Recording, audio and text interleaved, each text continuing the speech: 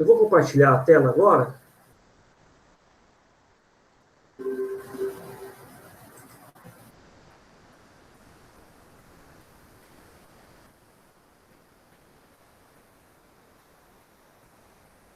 Compartilhar a apostila, tá bom? Tá meio lerdo o negócio aqui.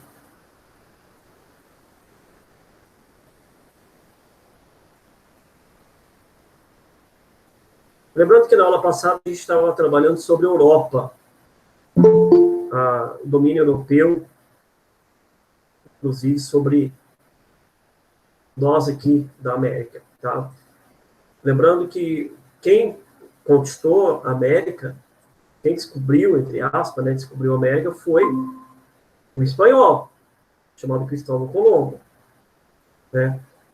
Então, nós aqui da América fomos dominados pelo poder europeu por muitos e muitos anos, tá?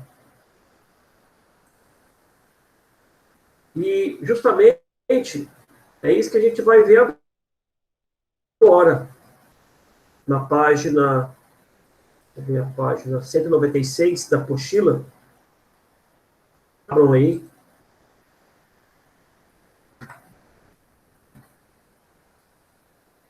Lá no finalzinho dela, atividade 2. Contextualizando hegemonia europeia e eurocentrismo. Como a gente já viu aula passada, eurocentrismo quer dizer Europa o centro do mundo, o centro de poder mundial. Tá? Os países da Europa foram, alguns deles, né, responsáveis pela colonização de outros territórios do mundo. O país que mais colonizou terras foi a Inglaterra, né? Ou melhor, o Reino Unido. Juntamente com a Espanha, Portugal, França, no caso, né, o maior domínio francês foi na África. Bélgica também dominou alguns territórios africanos, certo? Então, esses países, essas regiões, melhor dizendo, no mundo, foi muito importante na questão aí da hegemonia, ou seja, do poder. A palavra hegemonia está atrelada a poder, ok? Então, 2.1, potência europeia. Como você já estudou no componente curricular de História, várias regiões do mundo foram localizadas e exploradas por potências europeias. Retome as suas anotações sobre a temática, pesquise, sites, livro, tal, sobre a influência da europeia no mundo. Bom, antes de mais nada, eu vou compartilhar outra tela aqui. Eu quero que vocês anotem no caderno o que significa a palavra eurocentrismo. Eu vou compartilhar outra tela aqui.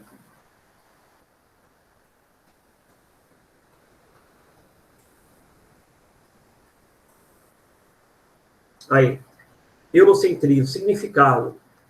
Tendência para considerar os valores e instituições europeias como modelo universal. Influência política, econômica, social e cultural exercida pela Europa sobre outras partes do mundo. Então, copiem isso. Copiem o que está aí iniciado aí, para a gente, depois a gente continua a aula. Tá? Vou dar aí 4 minutinhos para vocês copiarem.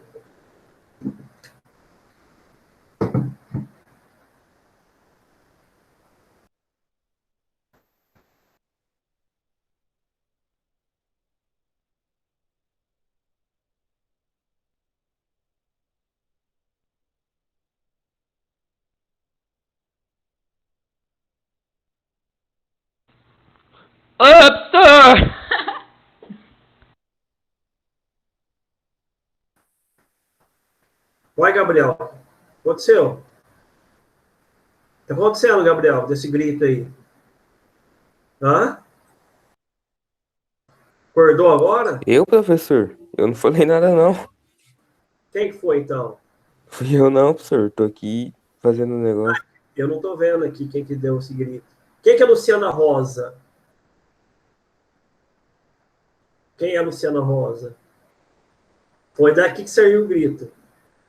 Eu achei que tinha sido você, Gabriel. Desculpa aí. Acha, professor? Só tô aqui no Twitter vendo o que tá acontecendo em Israel e na faixa de Gaza.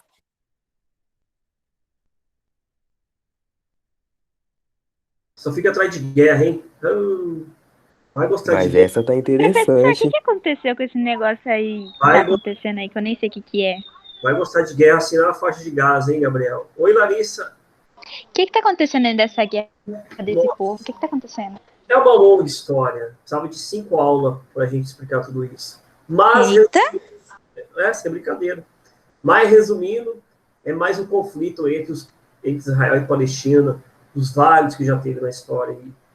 Mas, assim, é um conflito localizado, tá? É só lá, entendeu? É Religioso porque a também, gente né, professor? tem, sim, religioso, territorial.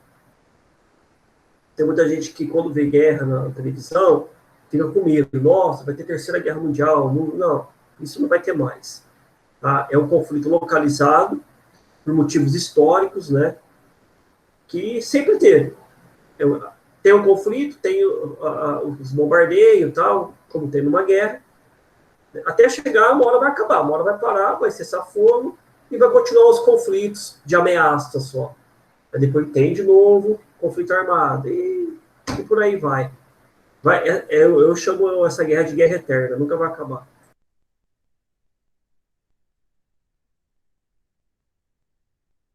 Israel tá mandando blindado pra faixa de Gaza, professor. Eu acho que vão invadir.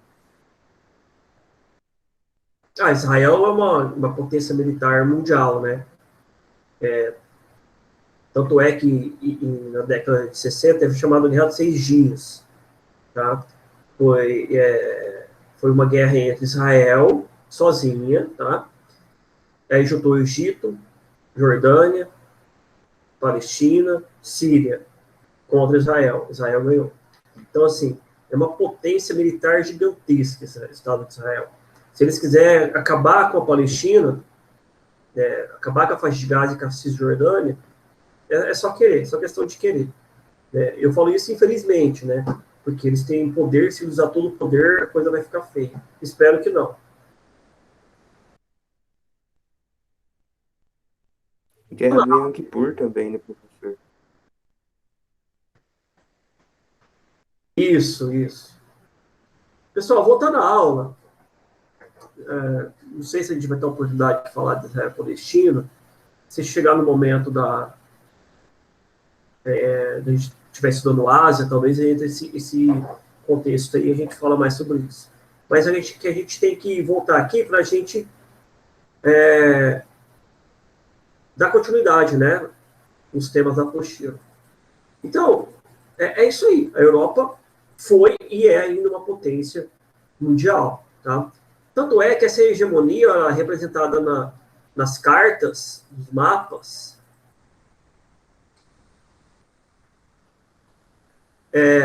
denotam a hegemonia europeia, destacam a Europa em relação ao mundo. Olha essa imagem 6. Né? Provavelmente está aqui o continente americano, né? A América do Sul, América Central e América do Norte. Nessa época, todo o continente, com certeza, estava sob domínio europeu. Né? A América do Sul e América Central, América, juntando com o México também, estavam sob domínio espanhol, português. Tá? Então, pegando toda a América Latina, México, América Central, América do Sul, domínio dos dois países, Portugal e Espanha. E na América do Norte, domínio da Inglaterra e também da França.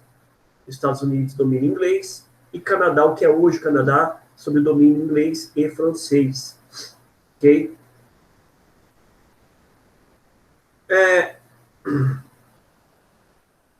Nós temos aqui para destacar o planisfério, né, como uma alusão aos domínios das potências mundiais, tanto Europa quanto hoje Estados Unidos, os planisférios são destacados de acordo com o poder. Ou seja, em algumas representações cartográficas, a gente querendo entrar. Em algumas representações cartográficas, se destaca a região norte do globo, onde está a Europa e os Estados Unidos, por exemplo, e colocam, não estão em destaque, não estão em evidência a região sul, onde está a América do Sul, a África, por exemplo. Tá? Então, tudo isso são estratégias de poder. Tem um geógrafo francês chamado Yves Lacoste. Ele escreveu vários livros, né? E ele tem um argumento muito interessante que diz o seguinte: a geografia serve, antes de mais nada, para fazer a guerra. O que ele estava querendo dizer com isso? Que no período de conquista territorial ou no período de guerras, estudar o território, certo? Era uma estratégia de poder. Porque com o estudo de território, você conhece o vizinho. Você conhece quem você quer atacar ou dominar. Ok? E isso a Europa fez muito bem. O domínio da tecnologia, né, por exemplo, da navegação, domínio da tecnologia bélica, das armas, veio dessas regiões.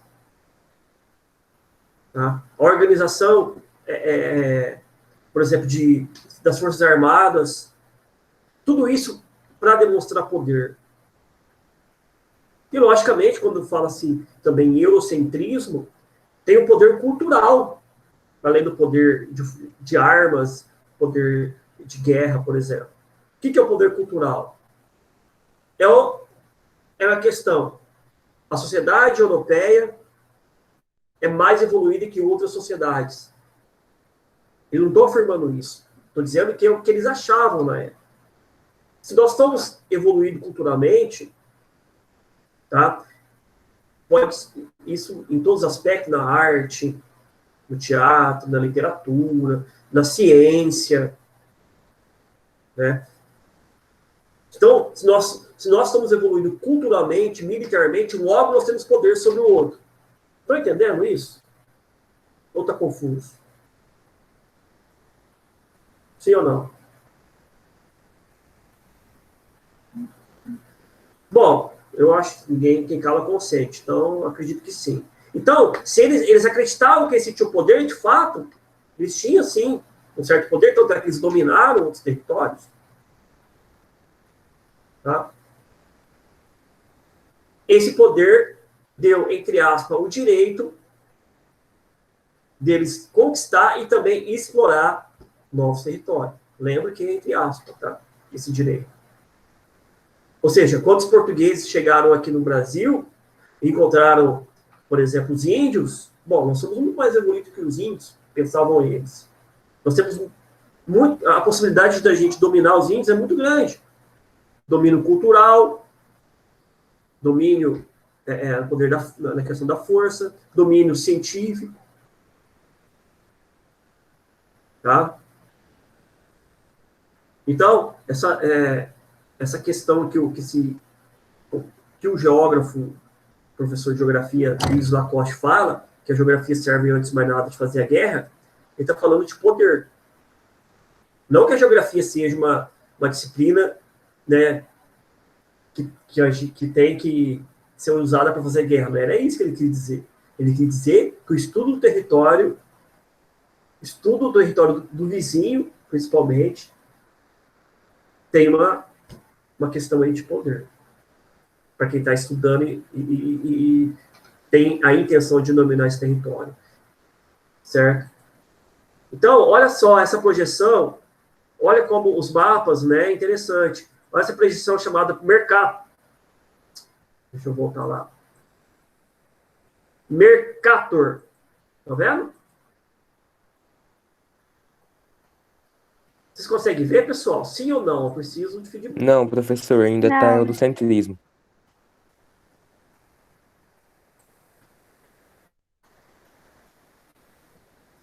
Bom, para mim está aparecendo o mapa, vocês não estão vendo? Não, tá aparecendo do eurocentrismo. Deixa eu compartilhar de novo, então, porque para mim está aparecendo já o mapa.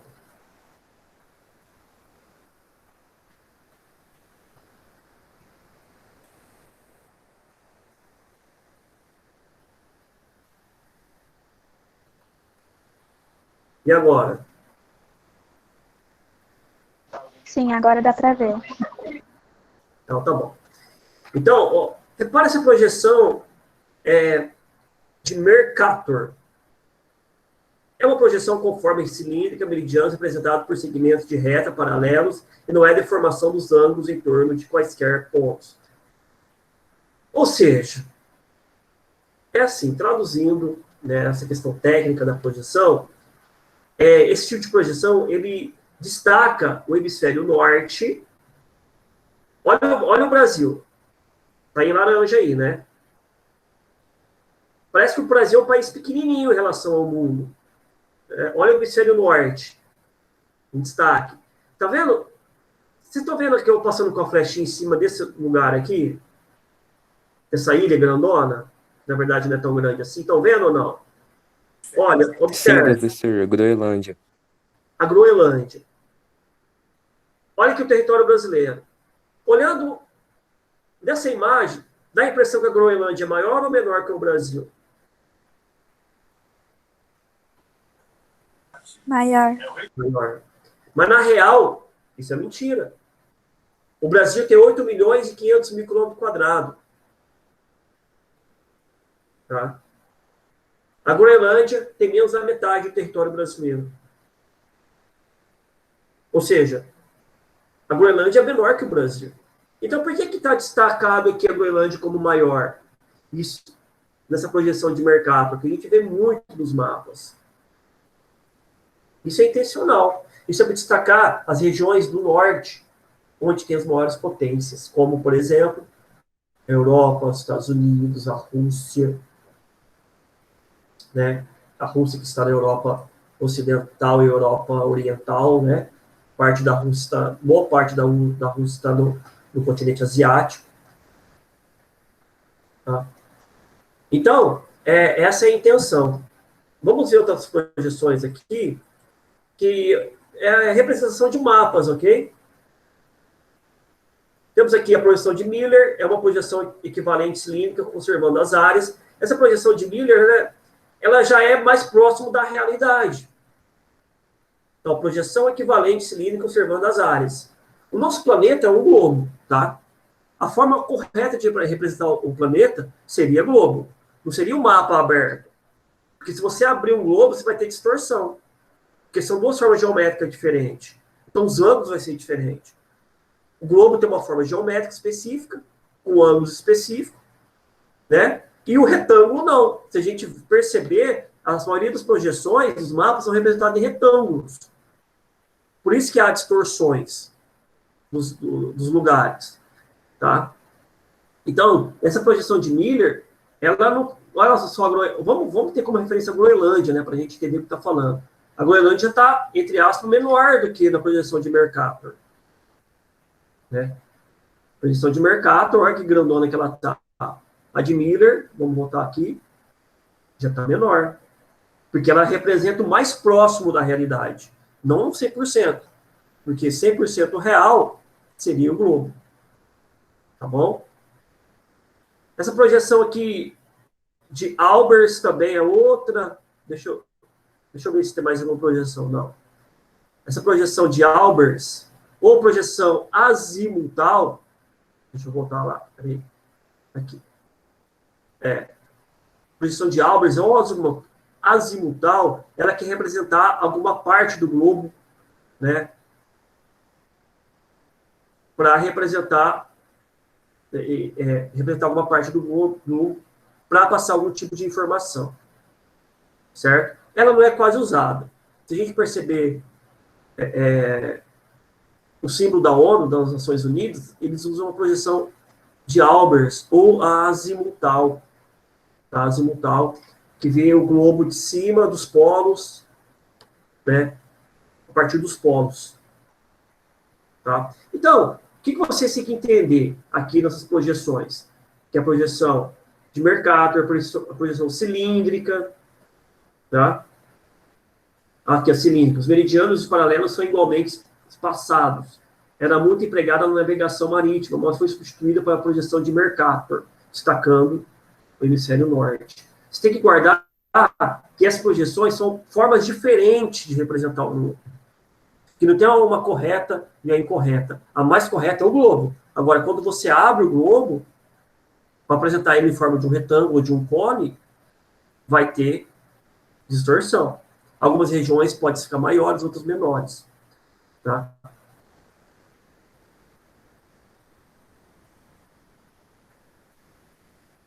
Pessoal, então, essa parte da apostila, tá, que não tem nada aprofundado, que está jogado, e o estímulo aqui, no caso, é para vocês pesquisarem, fazer pesquisa por si próprio, né? Logicamente, sempre com a ajuda do professor, tá?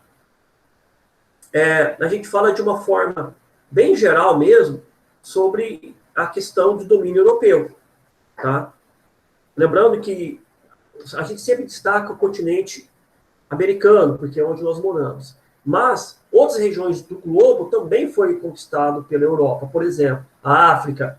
Quase toda a África, do continente africano, foi uma disputa territorial que chegou até uma guerra, a Primeira Guerra Mundial, né? Na época do neocolonialismo. Se você pegar aí no final do século XIX, início do XX, o mapa da África era dividido entre potências europeias. Alguma parte pertencia à Inglaterra, outras para a França, para a Bélgica, para a Itália, para a Espanha, Portugal. Então eles pegaram o mapa da África e dividiram literalmente os territórios. Só que quem ficou com uma parte pior, vamos dizer assim, entre aspas, com pouco recurso natural, por exemplo, não gostou muito e reclamou. Tá? Então, essa partilha da África, que a gente chama, ela foi uma das principais motivações da ocorrência da Primeira Guerra Mundial. Na próxima aula, que a gente vai falar de África, a gente aprofunda um pouco mais nisso. Tá? Além da África também, a América, a Ásia foi colônia de países da Europa. Por exemplo, a Índia. Até 1947, a Índia pertencia ao Reino Unido. Índia, Bangladesh. O último continente a ser descoberto, entre aspas, descoberto, né, explorado, que foi a Oceania foi colônia da Inglaterra. Se você pegar os países da Oceania, Austrália, Nova Zelândia, e as centenas de ilhas que existem lá, teve no seu passado uma influência europeia, principalmente na Inglaterra. Tá? Beleza, pessoal? Então, eu quero que vocês agora olhem aí nessa atividade das projeções cartográficas, na página 198, e já na página, no final da página aí, 199, né, tem umas questões. Quero que vocês respondam as 4 primeiras questões, que é a alternativa A, B, C e D, só. De novo, eu quero que vocês copiem o caderno e respondam como atividade as 4 questões. A, B, C e D, da página 199. Somente essas 4. Tá? Primeiro, A, deixa eu explicar, depois, se quiser copiar a hora que acabar a aula, tá? Não precisa ser agora, não. Como provavelmente surgiu a palavra mapa? Olha isso, que interessante, né? Isso tem na apostila. Por que mapa tem o nome de mapa? Certo? Então, eu vou dar uma dica aí. É para cobrir as mesas. Quando a gente vai comer, né? O que a gente coloca na mesa para cobrir? Para não sujar a mesa. Uma dica. certo? Por isso que o mapa a gente fica lá, na época das navegações, né, estendia ele no chão para ficar estudando os espaços. Na verdade, a gente tem que ver mapa, não na parede, como está aqui. O mapa tem que ser colocado no chão. Bom?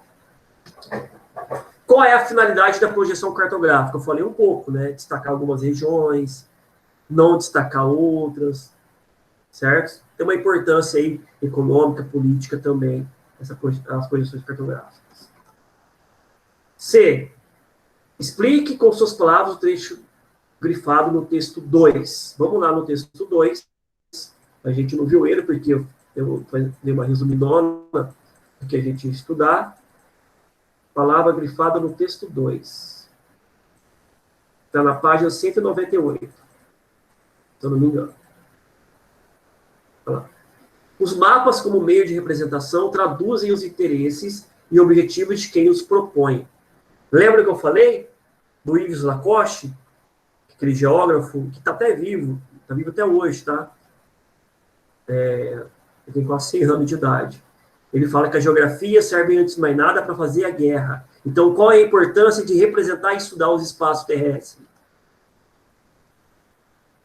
Né? Qual a importância de representar o espaço terrestre no mapa? Para você estudar o que você quer, qual a sua finalidade em relação a isso. Tá bom? Voltamos lá na página 199 para as questões, né? A alternativa C, alternativa D, desculpe agora, como as representações do espaço geográfico e do tempo histórico são indicativos de hegemonia europeia. Bom, lembrando que a Europa, a hegemonia europeia, né, ela começa em relação ao mundo, tá bom? Com as grandes navegações, certo? Com a conquista de novos territórios. E essa conquista de novos territórios vai consumar essa hegemonia europeia. Aí a gente fala do tempo histórico. Lembrando que nós estamos falando do século XVI, XVII, XVIII, XIX. Atualmente, essa hegemonia foi transferida para outro país, para outra região. Estados Unidos. Hoje, os Estados Unidos é a maior potência política, econômica, cultural, militar do mundo. Mas eles conquistaram isso depois da Segunda Guerra Mundial. Até então, antes da Segunda Guerra Mundial, né, o eurocentrismo, a hegemonia europeia é que prevalecia. Né? Mas quando a gente fala de Europa, obviamente, a gente não está falando de todos os países europeus. A gente está falando de meia dúzia deles. Inglaterra, França, Espanha, Portugal, Alemanha, tá? Itália. Tanto é que na Primeira Guerra Mundial, por exemplo, todos os países envolvidos, exceto um que entrou depois, que foi os Estados Unidos, estavam na Europa. Nós tínhamos de um lado, né, no chamado aliados, desculpa. Nós tínhamos o lado do Império Austro-Húngaro, que hoje virou Áustria-Hungria, a Itália e a Alemanha. De outro lado, chamado Entende, Tríplice Entende, tinha a Inglaterra, que era como inimigo, né? Inglaterra, a França, certo? E a União Soviética. Na época era a União Soviética, não era a Rússia. Depois os Estados Unidos entrou na guerra. Beleza, pessoal? Vocês têm dúvida? Alguma pergunta? Não. Tá bom. Então, só repetindo. A atividade que eu quero que vocês façam. Da página 199, as alternativas A, B, C e D. Copiem no caderno, respondam, tira uma foto e coloca no particular que eu estou dando nota dessas atividades. Agora, com essa apostila, as notas vão ser em cima dessas atividades. Antes, a gente mandava aquelas atividades, né, da escola, aquela apostilinha. Agora, vamos ter essa apostilinha também, uma avaliação por bimestre. Mas o foco central, né, vai ser essa apostila, tá bom? Professor, Pode falar. tem uma data assim de entrega? Até semana que vem, até a próxima aula, Tá, tá bom? tá. Obrigada. Pessoal, então beleza. Eu vou parar a gravação.